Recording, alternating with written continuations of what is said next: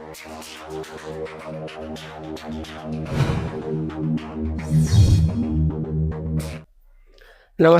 बहुत बहुत स्वागत, हार्दिक अभिनंदन।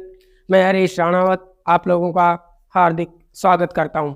आज हम लोग अध्याय 2 के अंतर्गत मानव बस्तियां पढ़ेंगे, अर्थात हम लोग आवासों को पढ़ने वाले हैं। आवासों को पढ़ेंगे। सामान्य रूप से आप लोग समझो तो हम घरों के बारे में पढ़ेंगे। घरों को ही मानव बस्तियां कहा जा सकता है। मानव बस्तियों के अंतर्गत पहले चैप्टर में आप लोगों को क्या क्या पढ़ना होगा, कैसे कैसे पढ़ना होगा और क्या क्या याद रखना है, क्या क्या पेपर में पूछा जा सकता है। पहला आप लोगों से जो पूछा जा सकता है वो पूछा जा सकता है मानव बस्ती किसे कहते हैं। किसी भी प्रकार और आकार के घरों का जो संकुल होता है, उस संकुल के अंतर्गत जिसमें मनुष्य रहते हैं, उसे मूल रूप से हम लोग मानव बस्ती कह सकते हैं। मानव बस्ती या मानव बस्तियां उनको कहा जा सकता है। एक सिंगल घर कहीं यदि है तो उसे मानव बस्ती नहीं कहा जा सकता। घरों का एक समूह, जिसे आप लोग कॉलोनी कहते हो, घरों का जो समूह होता है उसे मानव बस्ती कहा जा सकता है। मानव बस्तियों का जो निर्माण है वो मूल रूप से क्यों किया गया, किसी ना किसी उद्देश्य की पूर्ति के लिए कोई ना कोई कार्य किया जाता है। अर्थात ये जो मानव बस्तियां रहती है, ये मानव बस्तियां किसी उद्देश्य की पूर्ति हेतु बनाई जाती है। इस दुनिया में कोई भी कारण है, कोई भी घटना है, वो घटना बिना कारण के घटित नहीं होती और बिना उद्देश्य के कोई काम नहीं होता। इसी प्रकार से ये जो मानव बस्तियां हैं और ये जो घर है, मकान है, ये बनाने के पीछे उद्देश्य है। प्राचीन समय में हम लोग बात करें तो लोगों के पास निजी आवास नहीं थे, घर नहीं थे, तो लोग गुफाओं में रहा करते थे। गुफाओं के अंतर्गत अपने निवास स्थान बनाया करते थे। वहाँ यदि हम बात करें कि आज वर्तमान में आवासों की आवश्यकता क्यों पड़ी, लोगों को अपने उद्देश्यों की पूर्ति करनी है। उस पूर्ति हेतु जो ये लोग होते हैं, ये लोग मूल रूप से मानव उद्देश्यों की पूर्ति हेतु अनेक प्रकार की गतिविधियों का संचालन करते हैं। और उन संचालन के अंतर्गत जैसे वर्तमान में वर्षा से बचने हेतु वर्षा ऋतु आती है। वर्षा के बाद में अत्यधिक तेज तापमान, सर्दी, गर्मी, इन सब से बचने हेतु भी आवासों का निर्माण किया जा सकता है। यदि हम आगे बात करें और क्या उद्देश्य हो सकते हैं, हम लोगों के अनेक प्रकार के संसाधन जो पाए जाते हैं, उन संसाधनों को एक जगह व्यवस्थित और सुरक्षित रखने हेतु मानव बस्तियों का निर्माण किया जाता है। मानव बस्तियां आकार और प्रकार में भिन्न भिन्न हो सकती है, अलग अलग हो सकती है।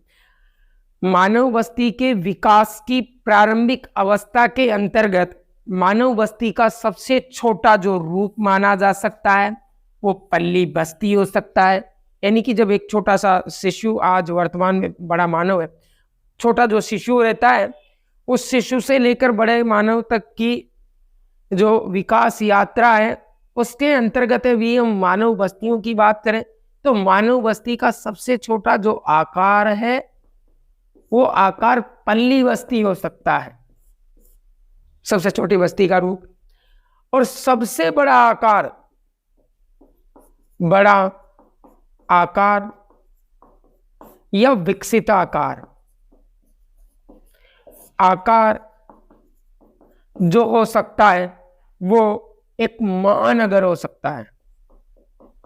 बोलो क्या हो सकता है? महानगर।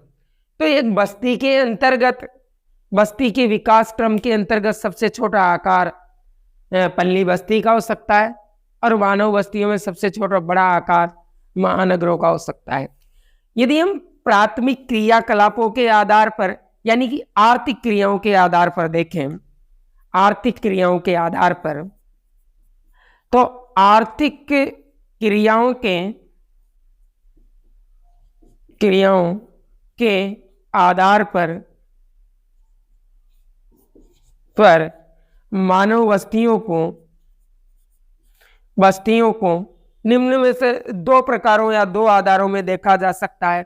जैसे कि प्राथमिक क्रियाकलाप है जो कृषि से संबंधित माने जा सकते हैं, कृषि है, मत्स्य पालन है, पशुपालन है, आखेट है, खाद्य संग्रहण है, ऐसी काफी सारी जो गतिविधियां हो सकती है वो मूल रूप से हम लोग ये कह सकते हैं कि जहां भी प्राथमिक क्रियाकलाप किए जाते हैं उन्हें सामान्य रूप से गांव मान सकते हैं, और जहां द्वितीय क्रियाकलाप और तृतीय क्रियाकलापों का ज्यादा जमाव पाया जाता है हम उसे नगर के नाम से जान सकते हैं। आप लोग यहाँ तक का स्क्रीनशॉट लीजिए। इसके आगे हम लोग ग्रामीण और नगरीय बस्तियों में अंतर देखेंगे। आप लोग पढ़ते वक्त अपनी बुक्स को अपने पास रखें, कहाँ कहाँ से क्वेश्चन बन सकते हैं हम उनकी बात करने वाले हैं। तो आगे हम लोग जो बात करेंगे वो बात करेंगे ग्रामीण और नगरीय बस्तियों में आधारभूत अंतर को लेकर। एक तरफ हम लोग बात करते हैं शहरों की और एक तरफ हम बात करते हैं नगरों की। लीजिए स्क्रीनशॉट। अब हम मानव बस्तियों के अंतर्गत ग्रामीण बस्तियों और नगरीय बस्तियों में आधारभूत अंतर देखने वाले हैं। आप लोगों के पेपर के अंतर्गत हम लोग ग्रामीण और नगरीय बस्तियों के अंतर पढ़ने वाले हैं। इन अंतरों में आप लोगों से जो क्वेश्चन पूछा जाएगा वो मात्र दो अंतर पूछता है एग्जामिनर कि ग्रामीण और नगरीय बस्तियों में दो अंतर बताइए।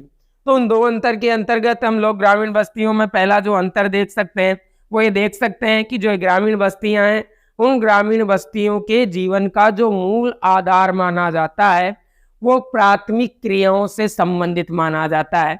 और ये जो प्राथमिक क्रियाएं रहती है ये प्राथमिक क्रियाएं भूमि से संबंधित रहती है। बोलो किससे संबंधित रहती है? भूमि से संबंधित। और ये जो प्राथमिक क्रियाएं जो भूमि से संबंधित मानी जाती है, ऐसा कहा जाता है कि इनका संबंध मूल रूप से भूमि से है। तो द्वितीय क्रियाओं के अंतर्गत जो कच्चे माल की आवश्यकता पड़ती है विनिर्माण उद्योगों में, वो विनिर्माण उद्योगों के अंतर्गत ये कच्चा माल हमें मूल रूप से प्राथमिक क्रियाओं से ही प्राप्त होता है, अर्थात भूमि से संबंधित रहती है। और कच्चे माल की हमें प्राप्ति भी जहां से होती है वो भी प्राथमिक क्रियाओं से ही होती है। जैसे कि विनिर्माण उद्योग के अंतर्गत कोई भी चीनी उद्योग लगाया गया है और ये चीनी उद्योग के अंतर्गत जो गन्ना काम आएगा, ये गन्ने का उत्पादन मूल रूप से प्राथमिक क्रियाओं के अंतर्गत कृषि से किया जाएगा, अर्थात कृषि आधारित उद्योग माना जा सकता है चीनी उद्योग।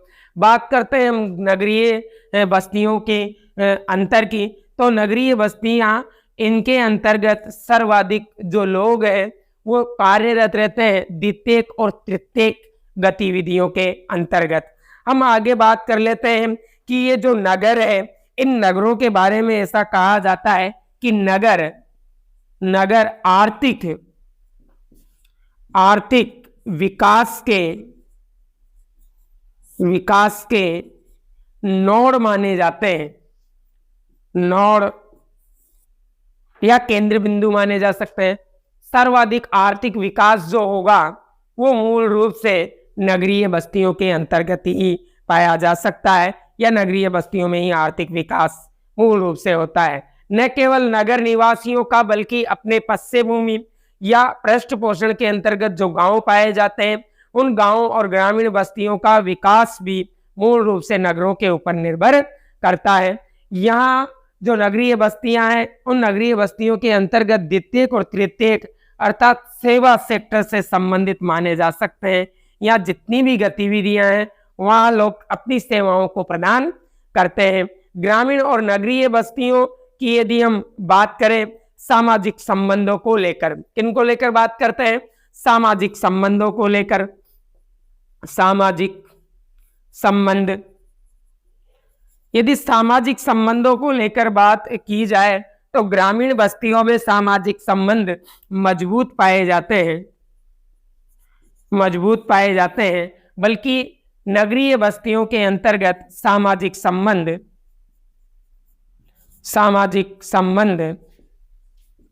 संबंध कमजोर पाए जा सकते हैं।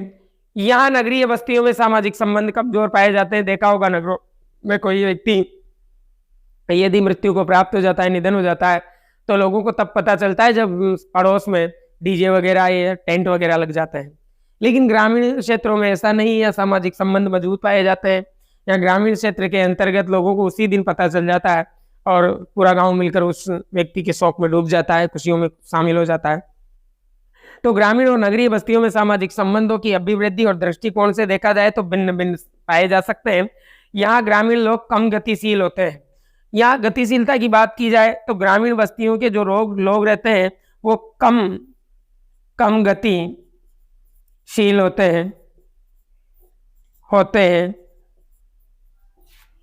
बल्कि शहरी जो लोग रहते हैं नगरीय बस्तियों में जो पाए जाते हैं ये ज्यादा गतिशील होते हैं। सुबह जल्दी उठना, टिफिन पैक करना, अपने ऑफिस में निकल जाना, शाम को वापस आना। लेकिन ग्रामीण क्षेत्रों में ऐसा नहीं होता है। वहाँ लोग कम गतिशील रहते हैं, एक ही काम है उनका, कृषि कार्य है, बल्कि दिन भर फ्री रहते हैं तो कहीं इधर उधर सामाजिक स्तर पर आपस में वार्तालाप करते रहते हैं, कई चबूतरों पर बैठ के बातचीत करते रहते हैं। तो नगरीय क्षेत्रों में जीवन का जो ढंग पाया जा सकता है वो नगरीय क्षेत्रों के अंतर्गत जीवन का ढंग जटिल माना जा सकता है। यहाँ जीवन जीने का ढंग जटिल माना जा सकता है। आप लोगों को यदि नोट्स चाहिए तो आप लोग कमेंट बॉक्स के अंतर्गत बोल सकते हो, आप लोगों को नोट्स भी मिल जाएंगे। आगे यदि बात की जाए तो नगरीय बस्तियों का जीवन जो है वो काफी जटिल पाया जा सकता है और ग्रामीण बस्तियों का जो जीवन है लोगों का वो काफी सरल पाया जाता है। क्षेत्रों के अंतर्गत यदि नगरीय क्षेत्र की बात की जाए तो यहाँ लोगों के जो जीवन जीने का ढंग है वो अत्यधिक जटिल हो सकता है। यहाँ लोगों के जो कार्य होते हैं, जो रोजगार होते हैं, रोजगार के यहाँ ज्यादा साधन होते हैं, यहाँ रोजगार के कम साधन होते हैं। कम साधन रोजगार के होते हैं। यदि हम बात करें ग्रामीण क्षेत्रों में मूलभूत सुविधाओं की कमी होती है और यहाँ नगरीय बस्तियों में देखा जाए तो मूलभूत सुविधाएं जो ज्यादा पाई जाती है। संचार सेवाओं का अच्छा विकास नगरीय बस्तियों में देखा जा सकता है, बल्कि संचार सेवाएं ग्रामीण बस्तियों में कम पाई जाती है। देखा होगा ग्रामीण क्षेत्रों के अंतर्गत कहते हैं कि नेटवर्क ही नहीं आते, तो यूँ कहते हैं ग्रामीण बस्तियों के अंतर्गत परिवहन है, उच्च शिक्षा की कमी पाई जाती है, उच्च शिक्षा की कमी देखी जा सकती है। वैसे ग्रामीण क्षेत्रों में और नगरीय बस्तियों में काफी आधारभूत अंतर देखे जाते हैं, लेकिन हम लोगों के पाठ्यक्रम में या सिलेबस के अंतर्गत ये मात्र आधारभूत अंतर इतने ही दिखाए गए हैं। अब हम ग्रामीण बस्तियों के प्रकारों की बात कर लेते हैं आगे चलते हुए कि जो ग्रामीण बस्तियां हैं, ग्रामीण बस्तियां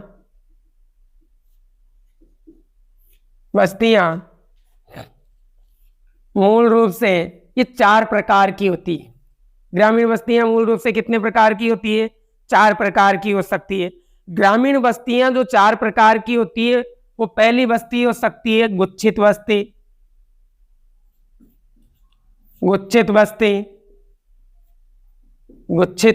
बस्तियां। पहली जो बस्तियां हो सकती है गुच्छित बस्तियां, जैसे कि एक गुलदस्ता है पूरा गुच्छित बस्ती। गुच्छित बस्ती को संकुलित बस्ती भी कहते हैं। संकुलित बस्ती भी इसे कहा जा सकता है। इसी को आकेंद्रित बस्ती भी कहते हैं। इसी को क्या कहते हैं? आकेंद्रित बस्ती।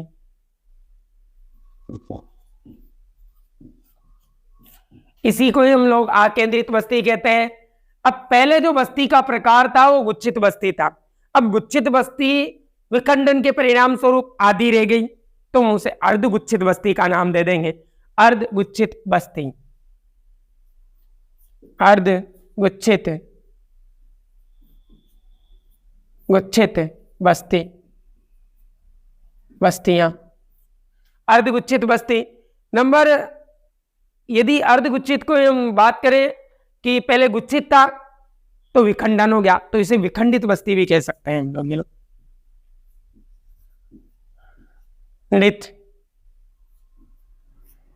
विखंडित बस्ती। नंबर 3 जो प्रकार हो सकता है वो हो सकता है पल्ली बस्ती। कौन सी बस्ती? बस्तियां। और अगला जो नंबर 4 हो सकता है वो एकांकी, एकांकी या उसे कह सकते हैं परिक्षिप्त, परिक्षिप्त बस्ती। अर्थात ये बस्तियों के 4 प्रकार माने जा सकते हैं। बस्तियों के प्रकार निर्मित क्षेत्र के या विस्तार के आधार पर या घरों की एक दूसरे की दूरी के आधार पर हम बस्तियों के प्रकारों का विभाजन कर सकते हैं। भारत में 100 घरों से संयुक्त सन्निहित बस्ती को गुच्छित बस्ती के रूप में देखा जा सकता है। जैसे कि कहीं ना कहीं 100 घरों का समूह है। उत्तर के विशाल मैदान के बारे में यदि हम बात करें तो उत्तर के विशाल मैदान के अंतर्गत ऐसी गुच्छित बस्तियां पाई जा सकती है। हम इसे संकुलित और आकेंद्रित बस्तियों के नाम से भी जान सकते हैं। आगे यदि देखा जाए तो फिर भी अनेक क्षेत्र ऐसे हैं जहां अन्य प्रकार की बस्तियां कम पाई जा सकती है। ग्रामीण बस्तियों के विभिन्न प्रकारों में यदि हम बात करें तो अनेक कारक और दशाएं हैं जो इन ग्रामीण बस्तियों के स्वरूप, आकार और प्रकार को प्रभावित कर सकता है। जैसे कि बस्तियों को प्रभावित करने वाले यदि कारकों की बात की जाए तो बस्तियों को प्रभावित करने वाले जो कारक है मूल रूप से उनके बारे में, जैसे कि भौतिक कारक। कौन से कारक? भौतिक कारक। अब भौतिक कारक के अंतर्गत क्या क्या शामिल हो जाएगा जो बस्तियों के बसाव को प्रभावित करेगा? पहले भूभाग की प्रकृति, ऊंचाई, जलवायु, प्रकृति, भूभाग की प्रकृति, भूभाग की प्रकृति, भूभाग की प्रकृति, जल की उपलब्धता, जलवायु, मिट्टी, तापमान, ये सब वो कारक है, भौतिक कारक, जो ग्रामीण बस्तियों के बसाव को प्रभावित कर सकते हैं। आगे जो कारक हो सकता है सांस्कृतिक और मानव जनित कारक। सांस्कृतिक और मानव जनित कारक, ये ग्रामीण बस्तियों को प्रभावित करने वाला पहला कारक भौतिक कारक। दूसरा सामाजिक कारक। सामाजिक कारक वो है जो बस्तियों के बसाव को प्रभावित कर सकता है। जैसे कि हम लोग बात करें सामाजिक संरचना, जाति, धर्म। सामाजिक संरचना के अंतर्गत बात कर लेते हैं जाति है, धर्म, जाति, धर्म, भाषा,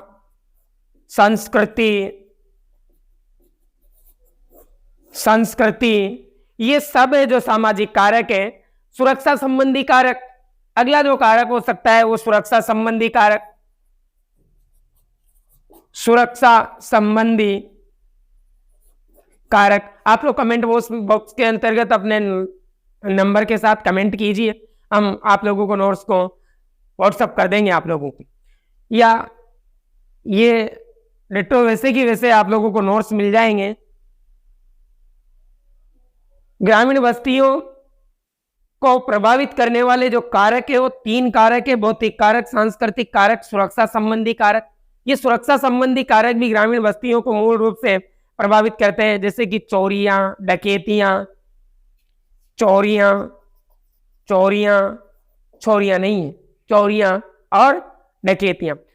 अब चोरियों और डकैतियों से प्रभावित जो क्षेत्र होते हैं उनके बारे में ऐसा कहा जा सकता है कि जिन क्षेत्रों में ज्यादा चोरियां होती है, ज्यादा डकैतियां होती है, ज्यादा मारधाड़ वाला क्षेत्र है या सीमावर्ती क्षेत्र है, हमेशा आतंक का माहौल बना रहता है, तो लोग वहां बसना पसंद नहीं करते हैं। बहुत ही कारकों में जल की उपलब्धता है, जहां आसानी से जल उपलब्ध होता है मानव का बसाव उन्हीं क्षेत्रों में सबसे ज्यादा पाया जा सकता है। यदि हम लोग यूं भी बात करें कि भारत में सबसे प्राचीनतम जब मानव का बसाव हुआ था तो नदी घाटियों के किनारे हुआ था। जैसे कि हम बात करते हैं सिंधु घाटी सभ्यता, अब सिंधु घाटी सभ्यता का जो बसाव हुआ, लोग वहां बसे तो सिंधु नदी के कारण बसे, क्योंकि जल जीवन की एक अनिवार्य आवश्यकता मानी जा सकती है। उच्चावच वाले क्षेत्र है। आगे हम लोग जो बात करने वाले हैं वो एक ही बस्ती की बात करेंगे, गुच्छित बस्तियां, संकुलित बस्ती या आकेंद्रित बस्ती के नाम से भी जाना जा सकता है। ये जो बस्ती किन क्षेत्रों में मिलेगी, किन भागों के अंतर्गत पाई जा सकती है, हम भारत में इनकी बात करने वाले हैं। पहले आप लोग इसका स्क्रीनशॉट लीजिए। अब हम मानव बस्तियों के अंतर्गत मानव बस्तियों के प्रकार की बात करेंगे कि मानव बस्तियों के जो 4 प्रकार है, उन 4 प्रकार में से क्वेश्चन कैसे बन सकता है। ये पहले हम सबसे पहले गुच्छित बस्तियां लेते हैं। गुच्छित बस्तियां,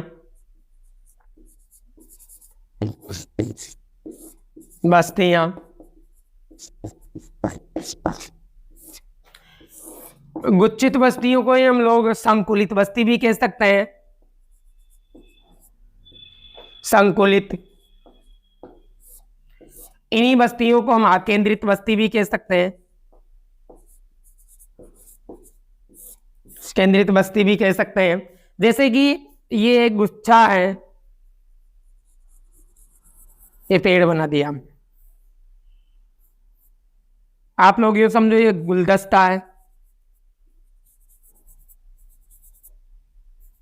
और जिसका विखंडन नहीं हुआ है। अब जो गुच्छित बस्तियां होती हैं, इन गुच्छित बस्तियों के अंतर्गत यूं कहा जा सकता है कि मूल रूप से गुच्छित बस्तियां ग्रामीण क्षेत्रों में एक सन्निहित संकुलित रूप से निर्मित हो सकती है। इसमें रहन सहन का जो स्तर है आपस में लोगों का एक जैसा हो सकता है। ये बड़े क्षेत्रों के अंतर्गत यदि हम बात करें तो ये जो गुच्छित बस्तियां हैं, उन गुच्छित बस्तियों के अंतर्गत बीच बीच में इतनी ज्योमितीय आकृति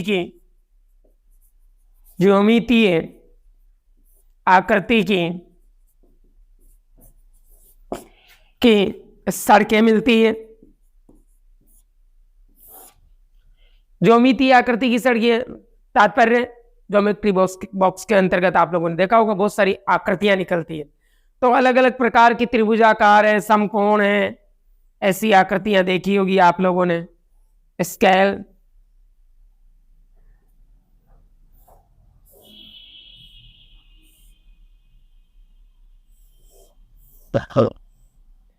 अलग अलग प्रकार की अलग अलग आकृति की प्रकार की सड़कें पाई जा सकती हैं।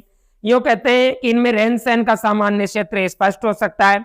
चारों ओर जो गुच्छित बस्तियां हैं उनके चारों ओर बड़े बड़े आकार के खेत खलिहान हो सकते हैं, बड़े बड़े आकार के मैदान हो सकते हैं। बड़े स्तर के अंतर्गत इनकी जनसंख्या, इनकी आबादी ज्यादा हो सकती है।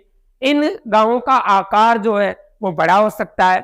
ये पेड़ मैंने इसलिए बनाया क्योंकि जब हम गुच्छित बस्तियां पढ़ेंगे तो गुच्छित बस्तियां तो समझ में आ ही जाएगी, लेकिन किसी कारणवश यदि गुच्छित बस्ती में विखंडन हो जाता है यूं करके ही आधा, तो अर्धगुच्छित हो गया ही आधा गुच्छा, हुआ नहीं हुआ, तो ये अर्धगुच्छित बस्ती का उदाहरण हो सकता है। एक ही साथ हम एक चीज के साथ 2 चीज सीखने वाले हैं। तो ग्रामीण बस्तियों में पहला जो प्रकार है गुच्छित बस्ती से संकुलित आकेंद्रित बस्ती माना जा सकता है। इन्हीं बस्तियों के बारे में आगे चलते हुए कहते हैं कि संकुलित निर्मित बस्तियां, इन बस्तियों के मध्यवर्ती जो गलियां हो सकती है वो गलियां सकड़ी हो सकती है, कहीं चौड़ी हो सकती है, कहीं यू टर्न पे घुमाव हो सकता है, कहीं एल टर्न पे हो सकता है। अलग अलग आकार और प्रकार के हो सकते हैं, आयताकार है, अरीय है, रेखीय है इत्यादि बस्तियां जो है ये सबसे ज्यादा यदि कहीं पाई जाती है तो हम बात करते हैं कि भारत के अंतर्गत मध्य गंगा की घाटियों में भी इन बस्तियों का विस्तार देखा जा सकता है। यहाँ आप लोग इन्हें समझने का प्रयास करें कि भारत में जो गंगा का विशाल मैदान है, ये वाला जो क्षेत्र है, इस क्षेत्र के अंतर्गत जो जलोढ़ मिट्टी का जो विस्तार देखा जाता है, जिन जिन क्षेत्रों में ये जलोढ़ मिट्टी का विस्तार पाया जाएगा वहां मूल रूप से ये गुच्छित बस्तियां पाई जाएगी। जिन क्षेत्रों में ज्यादा आबादी हो उन क्षेत्रों के अंतर्गत ये बस्तियां पाई जा सकती है। उत्तरी पूर्वी भारत के अंतर्गत भी देखा जाएगा तो भी इन बस्तियों का हमें स्वरूप या आकार नजर आ जाएगा। कुछ लोग सुरक्षा और प्रतिरक्षा के कारणों से यदि रहते हैं तो गांव के अंतर्गत मध्य भारत वाले क्षेत्र में बुंदेलखंड, बघेलखंड और छोटे नागपुर के पठार, मालवा के पठार के अंतर्गत इन क्षेत्रों में भी यह गुच्छित बस्ती देखी जा सकती है। हम पूर्वी राजस्थान की यदि बात करें तो पूर्वी राजस्थान में भी इस प्रकार की बस्तियां देखी जा सकती हैं। आगे जो हम लोग बस्तियां पढ़ने वाले हैं वो अर्ध गुच्छित बस्ती पढ़ेंगे, अर्थात ये जितनी भी गुच्छित बस्तियों के उदाहरण थे और ये गुच्छित बस्तियां किसी सामाजिक समस्या से या पर्यावरणीय समस्या से, इनमें किसी ना किसी या लड़ाई झगड़े के कारण यदि गुच्छित बस्तियों का आकार टूट के आधा किसी क्षेत्र विशेष के अंतर्गत चला जाता है प्राकृतिक आपदा के कारण भी, तो वो अर्धगुच्छित बस्ती मानी जा सकती है। जैसे कि इस क्षेत्र के अंतर्गत यहाँ से कोई नदी निकल के चली जाती है या बाहर आ जाती है, कोई कारणवश कोई घटना घटित हो जाती है, या इस क्षेत्र के लोग इस क्षेत्र वाले लोगों से लड़ाई झगड़े या दंगे फसाद करते हैं, तो ये हिस्सा टूट कर कहीं अन्यत्र चला जाता है, तो यह देखा है हमने कि अर्धगुच्छित बस्ती को विखंडित बस्ती भी कहते हैं, अर्थात जो खंडित हो चुकी। यहाँ हम देखते हैं कि अर्धगुच्छित बस्तियां विखंडित बस्ती या परिक्षिप्त बस्तियों के किसी सीमांकन क्षेत्र के परिणाम का स्वरूप हो सकता है, अर्थात कोई सामाजिक समस्या या प्राकृतिक समस्या के कारण भी इसका विखंडन हो सकता है। अधिकतर ऐसा प्रतिरूप बड़े सन्निहित गांवों के अंतर्गत देखा जा सकता है जहां विखंडन के परिणाम स्वरूप ऐसी बस्तियां उत्पन्न हो जाती हैं। ऐसी स्थिति में ग्रामीण समाज में आप लोगों ने देखा होगा अधिक जो वर्ग होता है, आधिपत्य वर्ग, जो अपना प्रभाव गांव में रखना चाहता है, वर्चस्व रखना चाहता है, वो सामान्य वर्ग के लोगों को वहां से लड़ाई दंगे और फसाद करके गांव से बाहर निकाल देता है। ऐसी जो बस्तियां हो सकती है वो बलपूर्वक गठित हो सकती है, अपनी इच्छा से गठित हो सकती है। ऐसी स्थितियों में आमतौर पर जैसे जमींदार देखे होंगे या समुदाय के अंतर्गत कोई प्रभावशाली व्यक्ति है जिनका जो जमाव है वो एक नगर के बीचों बीच केंद्र में पाया जाता है। गांव में देखा होगा जितने भी अमीर तबके के लोग रहते हैं वो सब 20 सेंटर के अंतर्गत, गांव में 20 सेंटर में उनका घर होता है। आसपास के लोगों से जब लड़ाई दंगे या प्रसाद कुछ भी होता है तो कुछ सामान्य श्रेणी के व्यक्ति उस गांव को छोड़कर कहीं अन्यत्र चले जाते हैं। उसके परिणाम स्वरूप जिस बस्ती का विकास होता है उसे विखंडित बस्ती कहते हैं। आप लोगों को इतना ज्यादा कुछ याद नहीं रखना, इतना ही है। मानव बस्तियां कितने प्रकार की? 4 प्रकार की। Very very most. पहला क्वेश्चन यहीं से ही बनेगा कि बस्तियां कितने प्रकार की? 4 प्रकार की। फिर बस्तियों में यूं भी गुच्छित बस्तियां और संकुलित आकेंद्रित बस्तियां, ये बड़ा समूह हो सकता है और इसका आधा टूटा हुआ टुकड़ा अर्धगुच्छित बस्ती हो सकता है। बाकी हम आगे देखते हैं पल्ली बस्तियां। बोलो कौन सी बस्तियां देखेंगे? पल्ली बस्तियां। अब पल्ली बस्तियों का शाब्दिक अर्थ या शब्द से ही स्पष्ट हो जाता है कि ये बस्तियां जो है भौतिक रूप से एक दूसरे से पृथक अनेक इकाइयों में बटी रहती है। दूर दूर इनके घर होते हैं। जनजातियों के देखे होंगे आप लोगों ने कि जनजातियों के जो घर होते हैं वो खेतों पे तो नहीं बने होते हैं, लेकिन 2-5-10 घर यहाँ पे मिलेंगे, 2-5-10 वहां मिलेंगे, 2-5-10 घर यहाँ मिलेंगे, ज्यादा घर इनके नहीं पाए जाते हैं। उनका एक सामान्य सा एक नाम रहता है गांव या ढाणी का। इन इकाइयों में देश के विभिन्न भागों के अंतर्गत अलग अलग नामों से इन्हें जाना जा सकता है। पल्ली बस्तियों को पन्ना कहते हैं, पाड़ा कहते हैं, पाली कहते हैं, नंगला कहते हैं, डाणी कहते हैं। अलग अलग क्षेत्रों में से अलग अलग नामों से जाना जा सकता है। विखंडन से स्वरूप से आधार पर इसे देखा जाए तो ऐसे गांव मध्य और निम्न गंगा की घाटी के अंतर्गत छत्तीसगढ़ के मैदान में या हिमालय की निचली पहाड़ियों या निचले मैदानों के अंतर्गत भी पल्ली बस्तियां देखी जा सकती है। यदि आप लोगों के पास बुक्स हो तो उस बुक्स के अंतर्गत फोटो भी दिखाया गया है कि पल्ली बस्तियां कैसी मानी जा सकती है। अब हम आगे जो बात करने वाले हैं वो परिक्षिप्त बस्तियों के बारे में बात करेंगे कि परिक्षिप्त जो बस्तियां होती है, इन परिक्षिप्त बस्तियों को एकांकी बस्तियों के नाम से भी जाना जाता है। भारत में परिक्षिप्त और एकांकी बस्तियां मूल रूप से जंगलों में पाई जाती हैं। कहाँ पाई जाती है? जंगलों में। जंगलों में पाई जाती है या पहाड़ी पर्वतीय क्षेत्रों के अंतर्गत ऐसी बस्तियों का स्वरूप देखा जा सकता है। पल्ली बस्ती छोटी ढाणी के रूप में दिखाई देती है। यहाँ विशेष रूप से जनजातियां पाई जा सकती है। भारत में मेघालय है, उत्तराखंड है, हिमाचल प्रदेश है, उत्तरी पूर्वी भारत के क्षेत्रों के अंतर्गत भी मूल रूप से ये एकांकी या परिक्षिप्त बस्तियां देखी जा सकती है। आधारभूत अंतर ये माना जा सकता है कि इनका ज्यादा विकास नहीं होता है। आगे हम लोग जो देखेंगे वो देखेंगे नगरीय बस्तियां। नगरीय बस्तियां दोस्तों कहते हैं कि मानव बस्तियों से हमने चैप्टर स्टार्ट किया था। 2 मिनट में इन बातों का हम रिवीजन करते हैं। देखें कि जो मानव बस्तियां हैं, मानव बस्तियां किसी भी प्रकार के आकार और घरों के जो समूह होता है उस समूह को मानव बस्तियां कहा जा सकता है। मानव बस्तियां अलग अलग आकार और प्रकार की हो सकती है, ग्रामीण भी हो सकती है, शहरी भी हो सकती है। सबसे पहले हमने ग्रामीण बस्तियां ली है और ग्रामीण बस्तियां और शहरी बस्तियों में हम लोगों ने आधारभूत अंतर भी किया था। थोड़ी देर बाद में हम लोगों ने देखा कि ये जो ग्रामीण बस्तियां हैं मूल रूप से 4 प्रकार की हो सकती है। पहले पेपर में ये पूछ ली गई है भाई, अब फिर भी विशेष आप लोग ध्यान रखना, फिर पेपर में पूछी जा सकती है कि ये बस्तियां 4 प्रकार की होती है। इन बस्तियों में हमने सबसे पहले गुच्छित बस्ती देखी, फिर अर्धगुच्छित बस्ती देखी, फिर पल्ली और फिर एकांकी जिसे परिक्षिप्त बस्ती के नाम से जाना जा सकता है। अगला जो हम लोगों का टॉपिक होगा वो होगी नगरीय बस्तियां। ये आधा चैप्टर हम लोगों का कंप्लीट हो चुका है। अब हम आधे चैप्टर की बात करने वाले हैं और आगे जो चैप्टर में टॉपिक होगा वो देखेंगे नगरीय बस्तियां। यहाँ तक स्क्रीनशॉट लीजिए। बस्तियों के विपरीत हम लोग ग्रामीण बस्तियों के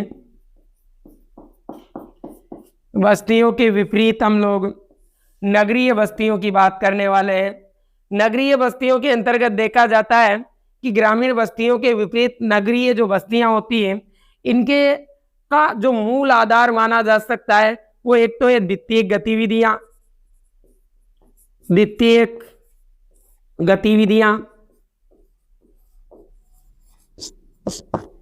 या फिर तृतीयक गतिविधियां।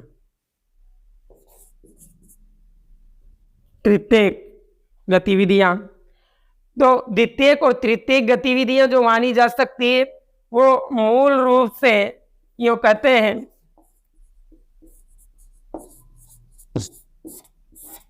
नगरीय बस्तियों के अंतर्गत ये कार्य ज्यादा संपन्न किया जा सकता है। ये बस्तियां अनेक प्रकार की आकर्षण में हो सकती है, अलग अलग प्रकार के आकार और प्रकार में हो सकती है, या आर्थिक क्रियाकलाप अलग हो सकते हैं। प्रशासनिक आधार पर या प्रकार्य आधार पर इनका वर्गीकरण अलग हो सकता है। जैसा कि आप लोगों ने पहले देखा कि नगरों को अलग अलग आधारों पर हमने ग्रामीण और नगरीय बस्तियों का जो अंतर किया था उसे हम मूल रूप से आगे मानव भूगोल जो पढ़ने वाले हैं उसके सिद्धांतों के अंतर्गत लेसन नंबर उसके अंतर्गत ज्यादा विस्तार से बात करेंगे। अब हम इन ग्रामीण बस्तियों के बारे में यो कहते हैं कि जो भारत है उस भारत के अंतर्गत भारत में नगरों का विकास देखेंगे और भारत में जो नगरों का विकास है वो सर्व प्राचीन माना जाता है। सर्व प्राचीन माना जाता है। भारत के अंतर्गत विश्व की सबसे प्राचीन नगरीय सभ्यता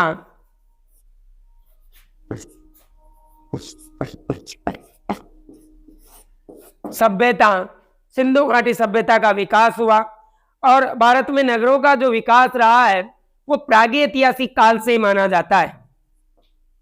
प्रागैतिहासिक काल से ही माना जाता है। अर्थात यदि हम इतिहास की बात करें तो जो इतिहास है इस इतिहास के अलग अलग पार्ट माने जा सकते हैं। पहला जो इसका पार्ट माना जा सकता है वो प्रागैतिहासिक काल, अर्थात इतिहास का वह समय जब ना तो इतिहास को लिखा गया और ना पढ़ा गया, वो प्रागैतिहासिक काल कहलाता है। और इतिहास का वह समय जब इतिहास लिखा भी गया और पढ़ा भी गया, वो इतिहास का जो समय वो वर्तमान इतिहास माना जा सकता है। एक अधैतिहासिक कालीन इतिहास नगर। अब अधैतिहासिक कालीन वो माने जा सकते हैं जिन्हें मध्यकालीन कह सकते हैं, जब इतिहास लिखा तो गया लेकिन पढ़ा नहीं गया। जैसे सिंधु घाटी सभ्यता, हड़प्पा और मोहनजोदड़ो की हम लोग बात कर लेते हैं। तो भारत में नगरों का जो विकास है वो प्रागैतिहासिक काल से माना जाता है। किससे माना जाता है? प्रागैतिहासिक काल से नगरों का विकास माना जा सकता है।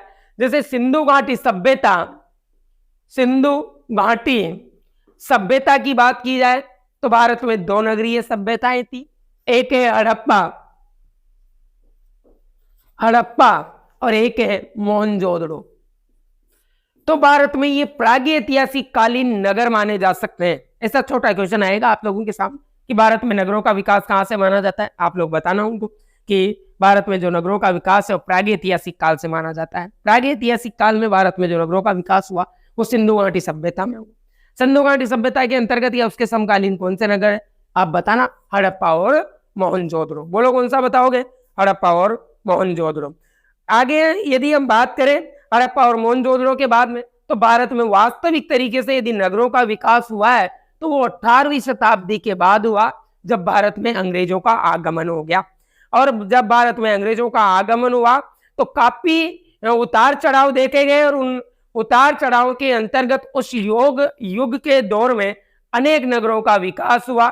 अब उन नगरों के विकास के अंतर्गत हम लोग उन नगरों के विकास को अलग अलग प्रकार से देख सकते हैं। जैसे कि भारत में हम लोग देखेंगे प्राचीन नगर, मध्यकालीन नगर, प्राचीन नगर, मध्यकालीन नगर, और यहां देखेंगे आधुनिक नगर। ये इन नगरों की भी परिभाषाएं आप लोगों से पूछी जा सकती है कि भारत में प्राचीन नगर क्या है, आधुनिक नगर क्या है। अब इन नगरों को हम अलग अलग आधार पे देख सकते हैं। जैसे कि आप लोग स्क्रीनशॉट लीजिए इसका इतना।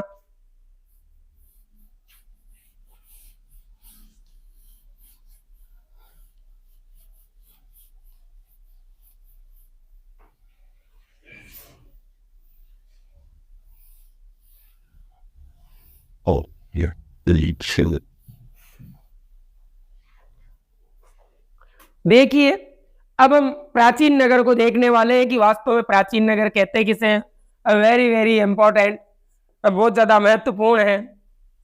पूछा जाता है अक्सर पेपर में कि प्राचीन नगर किसे कहते हैं, कि इतिहास के आधार पर 2000 वर्ष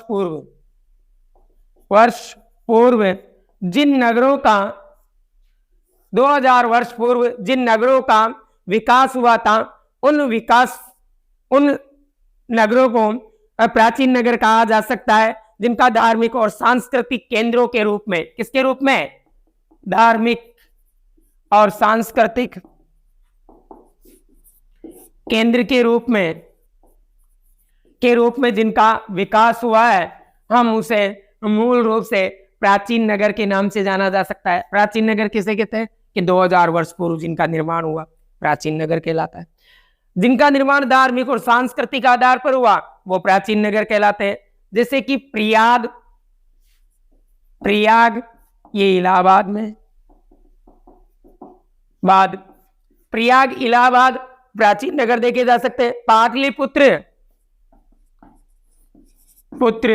वर्तमान पटना, और पटना बिहार की राजधानी। प्रयाग, पटना,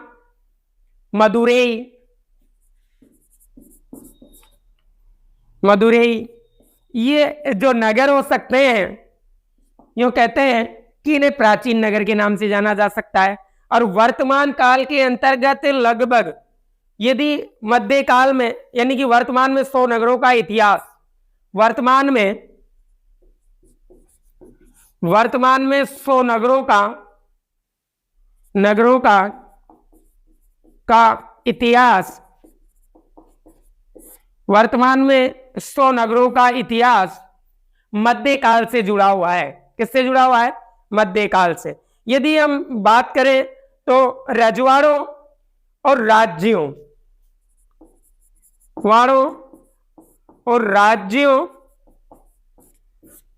के रूप में इन मध्यकालीन नगरों का विकास हुआ। हम इन्हें किला नगर भी मान सकते हैं।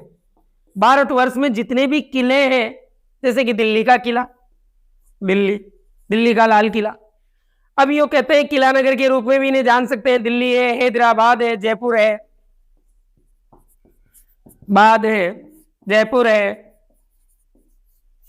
जयपुर है, लखनऊ है,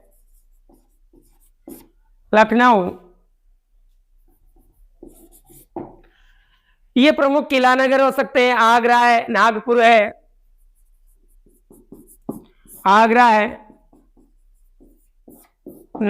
है, ये प्रमुख नगर माने जा सकते हैं, जिनको हम मध्यकालीन नगर कह सकते हैं।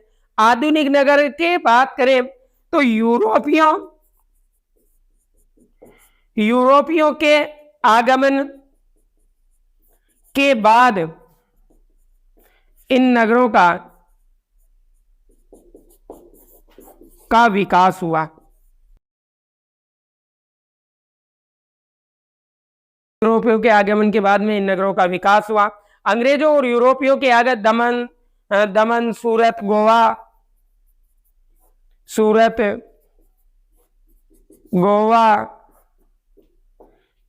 सूरत, गोवा, पांडिचेरी, ये भारत के वो प्रमुख नगर हो सकते हैं जिनको हम आधुनिक नगर के रूप में जान सकते हैं। चेन्नई है। अब हम आगे अलग अलग आधारों पर अलग अलग नगरों की बात करेंगे। जैसे अंग्रेजों के बाद में 3 मुख्य नोडों का विकास हुआ। 3 नगरों का अंग्रेजों के आगमन के बाद, जो के आगमन के बाद 3 नोड नगर का विकास हुआ। 3 नोड नगर का विकास हुआ, जिसके अंतर्गत हम बात कर लेते हैं कि चेन्नई, कोलकाता और मुंबई। चेन्नई, कोलकाता और मुंबई। जैसे बंबई प्रांत कहते थे और कोलकाता और चेन्नई को मद्रास कहते थे। तो ये 3 नोड नगर हो सकते हैं जो आधुनिक समय के अंतर्गत इनका विकास हुआ। और रजवाड़ों पर नियंत्रण के माध्यम से तेजी से प्रशासनिक और ग्रीष्मकालीन आधार पर अनेक नगरों का विकास हुआ। हम पर्वतीय नगरों की बात कर लेते हैं, कुछ सिविल नगरों की बात कर लेते हैं, प्रशासनिक केंद्रों की बात कर लेते हैं। और 1850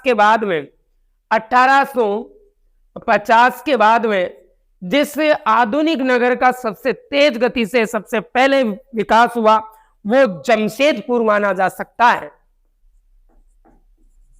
शेदपुर, जो झारखंड का माना जा सकता है। जमशेदपुर झारखंड का ये नगर है जिसका विकास हुआ। स्वतंत्रता प्राप्ति के बाद अनेक नगर बने, जैसे कि चंडीगढ़ है, भुवनेश्वर, गांधीनगर, दिसपुर, ये औद्योगिक केंद्र, ये राजधानियां है तो प्रशासनिक केंद्र हो गए। कुछ उद्योगों का भी विकास हुआ, जैसे कि दुर्गापुरा है, भिलाई है, सिंदरी है, बरौनी है। ये मूल रूप से अनेक नगरों का विकास हुआ। और महानगरों के चारों ओर जिन छोटे छोटे नगरों का विकास हुआ उन नगरों को अनुषंगी नगर, जैसे कि दिल्ली के आसपास फरीदाबाद, गाजियाबाद का जो क्षेत्र है वो नगरों के रूप में जाना जा सकता है। ग्रामीण क्षेत्रों में बढ़ते निवेश के साथ पूरे देश में संख्या के माध्यम से अलग अलग नगर हो सकते हैं। अब हम आगे जो बात करने वाले हैं भारत में नगरीकरण देखेंगे। भारत में नगरीकरण, आगे हम भारत में नगरीकरण की बात करेंगे तो उस नगरीकरण के बारे में बात करेंगे कि भारत में जनसंख्या में जो नगरीकरण है वो लगातार बढ़ता जा रहा है। 2011 की यदि बात करें तो 2011 के अंतर्गत 68% आबादी तो ग्रामीण क्षेत्रों में निवास कर रही थी और भारत की 31.16% जो आबादी है आज वर्तमान में नगरों में निवास करती है। लगातार जैसे जैसे औद्योगिकरण बढ़ता जा रहा है भारत के अंतर्गत, वैसे वैसे नगरीकरण बढ़ता जा रहा है।